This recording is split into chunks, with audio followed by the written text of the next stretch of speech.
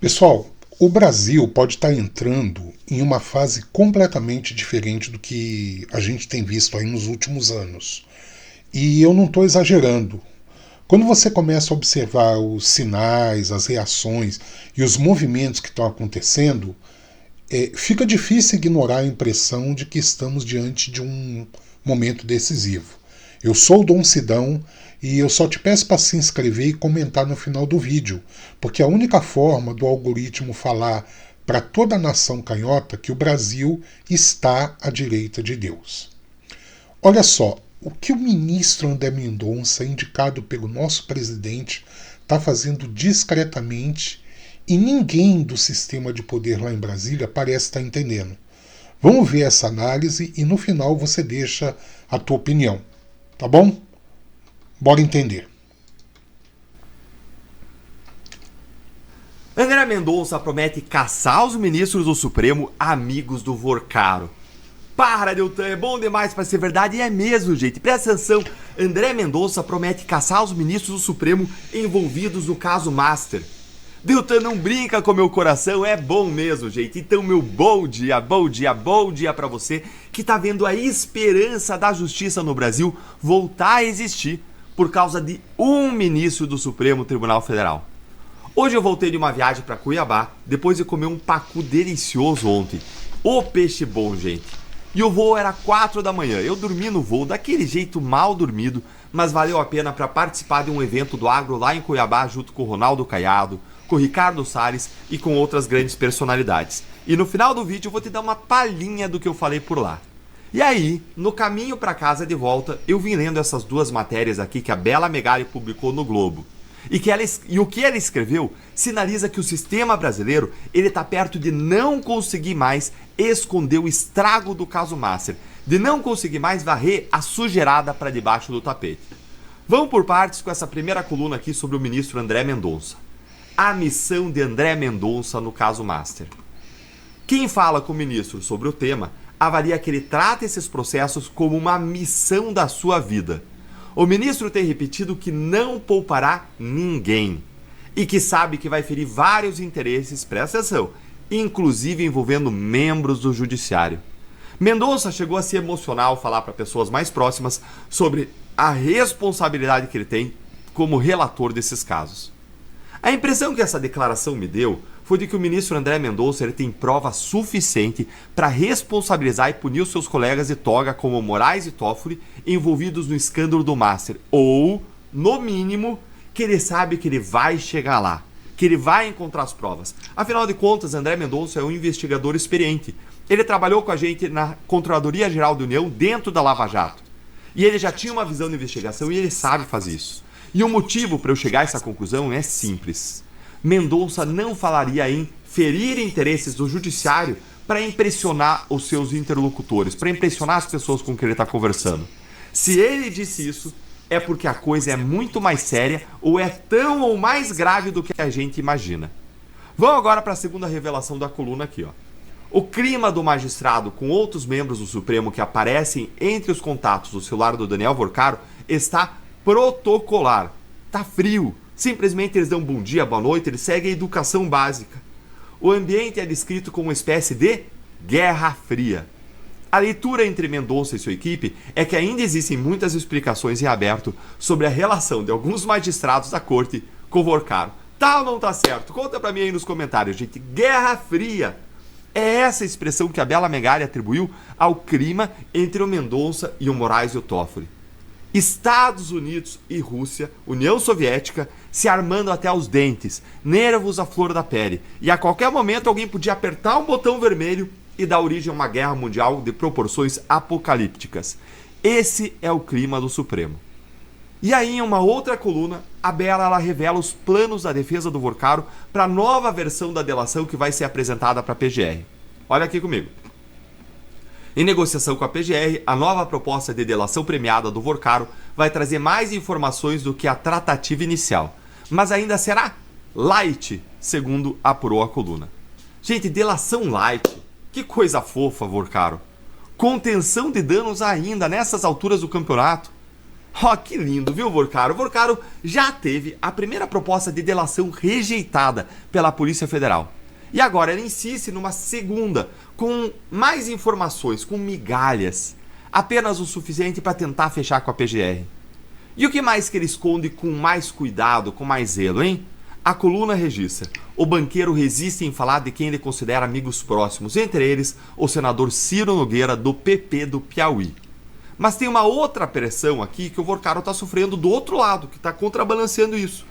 Outra ala ligada a Vorcaro, que inclui familiares, no entanto, tem defendido que o banqueiro apresente uma proposta muito mais robusta, com detalhes da sua relação com personalidades de todas as esferas de poder. Na Lava Jato era assim também. Viu os advogados, amigos dos ministros, queriam conter dano, só que o tempo ia passando, a pessoa presa, e aí vinha namorada, esposa, filho, filha, pai, mãe, e pressionava dizendo: entrega tudo, resolve a tua questão, os outros que se virem, faz a tua parte, faz as pazes com a justiça, com o povo brasileiro. Como eu mostrei aqui no canal para vocês, o pai do Vorcaro ele teve recentemente até um surto psicótico dentro da prisão. Isso segundo a imprensa noticiou. E o motivo foi justamente a raiva dele, dos advogados do Vorcaro, que ele entende que colocaram o filho e ele mesmo numa fria com uma estratégia errada, como eu mostrei para você aqui no canal. Por isso, gente, que essa ala familiar, ela defende que o Vorcaro entregue tudo logo na delação para que ele e o pai possam sair da prisão. E antes de ouvir a sua opinião sobre tudo isso, eu quero te falar por que eu fui para Cuiabá. Imagine um herói que está sob ataque. Esse herói é o agro brasileiro. Ele produz 1/4 da riqueza do país, metade da balança comercial, alimenta o Brasil, que é autossuficiente em alimentos, e 10% do mundo. Mas, nos materiais didáticos, olha aí, ele tem mais de 60% de citações negativas ao agro do que positivas.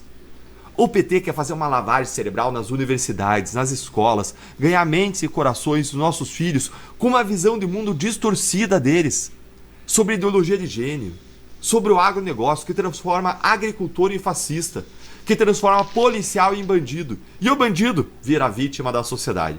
No Brasil, é o poste que hoje mija no cachorro. Quem combateu a corrupção é, no final, perseguido. Os bandidos que nos roubaram são blindados.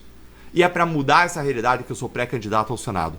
Eu não vou dar paz para quem inverte os valores no Brasil, para quem nos rouba e para quem abusa do poder. E por fim, eu quero te ouvir. O Mendonça ele vai conseguir responsabilizar os ministros do Supremo envolvidos com o Vorcaro, ou você acha que o sistema vai conseguir fazer essa investigação morrer no protocolo, blindar os bandidos? Conta aí pra mim nos comentários, se inscreve no canal para não perder nada, clica no sininho das notificações para sempre saber o que tá rolando por aqui, curte o vídeo e vem se tornar membro para receber análises exclusivas, ter prioridade nas suas respostas e caminhar com a gente pertinho de forma intensa. Um grande abraço e até o próximo vídeo. Uma semana depois de rejeitar a delação do Vorcaro, a Polícia Federal indica para o André Mendonça que vai retomar as negociações com o Vorcaro. A Polícia Federal volta para a mesa de negociação. O fator decisivo? Bom, seria a troca de advogado do Vorcaro. Olha, eu vou te explicar agora quem é esse novo advogado, se isso muda alguma coisa e o que pode estar acontecendo nos bastidores. Eu sou André Marcílio, advogado, constitucionalista e comentarista jurídico, e peço que vocês se inscrevam aqui no canal e deixem o seu like, o seu joinha nesse vídeo. Bom, meus caros, como eu mencionei, uma semana depois da Polícia Federal dizer: não negocio nem com o Vorcaro, nem com o Zettel, que é cunhado do Vorcaro, nem com o pai do Vorcaro, não negocio com os Vorcaro, com o clã Vorcaro. A Polícia Federal volta para a mesa. O Vorcaro vai assinar um novo termo de confidencialidade e começar do zero a sua delação. Tudo porque ele trocou de advogado. O que isso tem de importante? O advogado dele anterior era ruim? Não era, era o Juca. O Juca é um conhecido advogado, atuou muito em todos os processos dos últimos tempos, é um advogado desses famosos.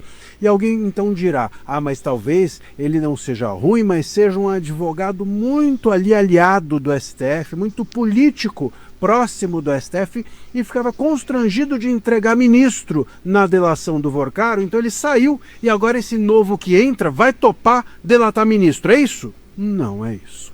Esse novo advogado chama-se Sérgio Leonardo, é um criminalista mineiro de 47 anos, 25 anos de atuação na área criminal e no currículo tem atuação em casos como o Mensalão e a Lava Jato. Portanto, não é uma defesa de gabinete técnica, é uma defesa política também. É um desses figurões também que, se o Vorcaro delatar ministro, pode constranger a esse novo advogado como poderia constranger o anterior. Portanto, nisso não muda nada. Não muda nada. A gente está no mesmo lugar. Vocês entendem? Então o ponto não é o advogado.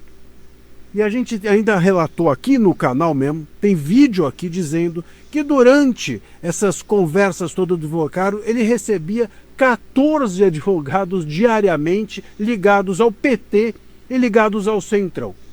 Então não venham me dizer que agora é que não vai acontecer.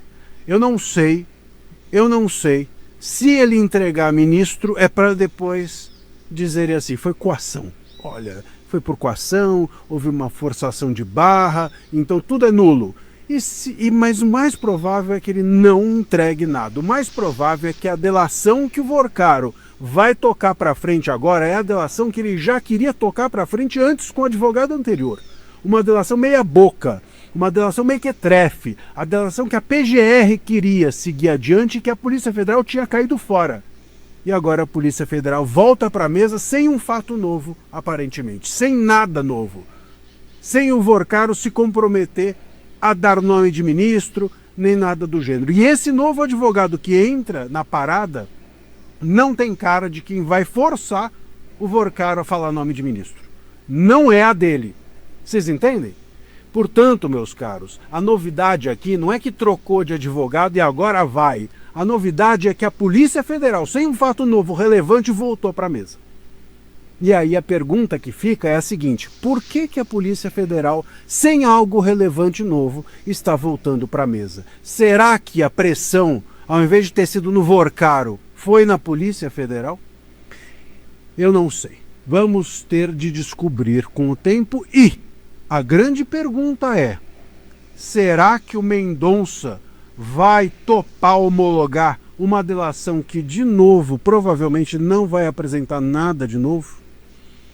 Meus caros, vamos descobrir. Deixa aqui o seu comentário e fique ligado no canal, porque aqui a gente fala de bastidores, aqui a gente traz o que está por trás das notícias e não apenas a notícia. O Vorcaro, eu tenho dito e repetido, é fria.